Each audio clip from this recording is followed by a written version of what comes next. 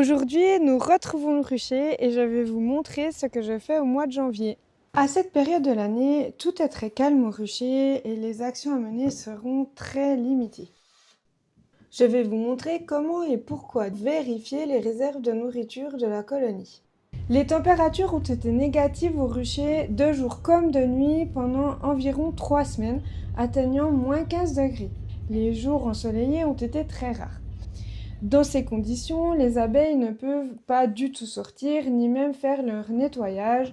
Il n'y a absolument rien à faire au rucher, c'est pourquoi je ne suis pas revenue depuis le 22 décembre. Seulement il y a 2 jours, les températures se sont réchauffées et les prévisions annoncent des températures allant jusqu'à 10 degrés ces prochains jours. Il n'en faut pas plus pour les abeilles pour qu'elles se remettent en route. C'est pourquoi je suis revenue ici afin de voir où en étaient les colonies. Alors que le 22 décembre, lors de ma dernière venue, les ruches étaient, pour la majorité d'entre elles, très silencieuses et ne montraient aucun signe d'activité. Cette fois-ci, bien que la couche de neige était importante, les abeilles faisaient beaucoup de bruit.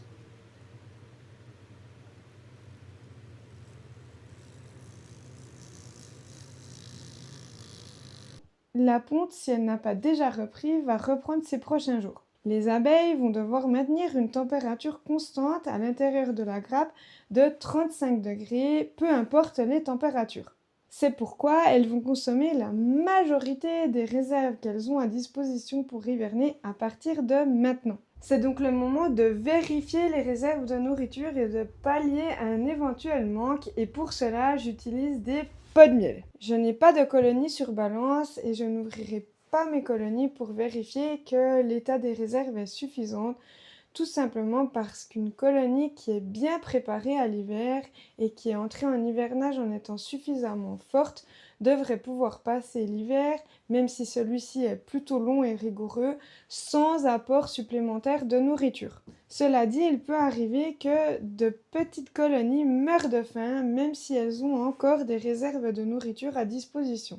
Pourquoi ? Eh bien parce que parfois il n'y a plus de nourriture au centre de la ruche et les réserves disponibles se trouvent uniquement à la périphérie de la ruche, qui sont des zones froides. Si la grappe est très petite, la chaleur émise par cette grappe ne va pas se diffuser très loin et les périphéries de la ruche vont rester très froides.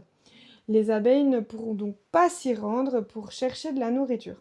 C'est pourquoi mettre à disposition de la nourriture directement sur la grappe permettra à ces petites colonies de survivre. J'utilise pour cela du miel de ma propre récolte. Il faudra toujours utiliser du miel de sa propre récolte car le miel peut par exemple contenir des spores de loques et qu'en donnant du miel contaminé à nos abeilles, eh bien nous les contaminons bien entendu. Chaque année, je mets de côté du miel de la première récolte pour le redonner au printemps et les restes d'écume. Seulement cette année, j'ai fait une gaffe, j'ai étiqueté le carton réservé au nourrissement de printemps. Je vais donc devoir donner à mes abeilles des pots étiquetés. J'ai remarqué que les abeilles ont parfois de la peine à atteindre le haut du pot, alors j'enfonce un bâton dans le pot avant de le retourner. Ça permettra aux abeilles de marcher sur le bâton pour lécher le haut du pot. Et avant de retourner le pot de miel, eh bien je m'équipe. Tout simplement parce que je suis très sensible aux piqûres et que, comme vous le verrez, les colonies sont parfois très vives, même à cette période et par 5 degrés. Je donne entre 250 g à 500 g de miel par colonie. Toutes les colonies ne consommeront pas ce miel, tout simplement parce qu'elles n'en ont pas besoin. Pour être franche avec vous, je ne sais pas s'il est utile de donner un nourrissement au printemps. Aucune de mes colonies n'est jamais morte de faim, je n'ai jamais non plus ouvert de colonie au printemps et constaté qu'elle avait manqué de nourriture. Cela dit, mieux vaut prévenir que guérir. Cette opération me permet aussi de voir quelles colonies sont les plus fortes et les plus vives au printemps. Les colonies qui mangent le plus vite leur pot de miel sont systématiquement les colonies qui partent le mieux au printemps. La dernière ouverture des ruches date du 22 septembre. Je n'ouvrirai pas mes colonies avant mars au plus tôt. Les travaux à faire au mois de janvier s'arrêtent donc là et je vous retrouverai le mois prochain pour vous parler de ce qu'il y a à faire au mois de février.